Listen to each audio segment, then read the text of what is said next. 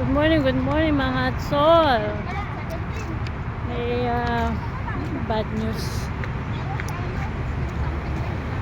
Meron naman silang bagong banat kay ating Pangulong Sara Duterte. Kung ano na lang yung binabato sa kanya, no? Ang hirap ng buhay talaga sa Pilipinas. Politiko.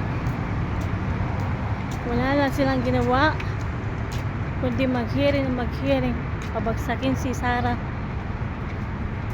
Imbes na gumagawa sila ng paraan para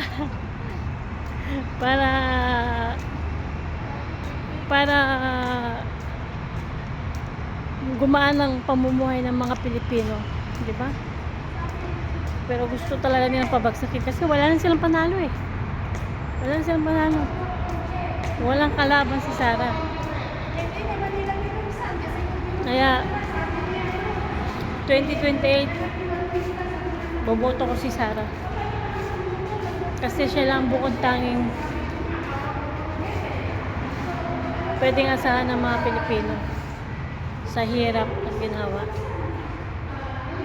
Kaya Sara tayo, mga tol. Sara tayo! Sara!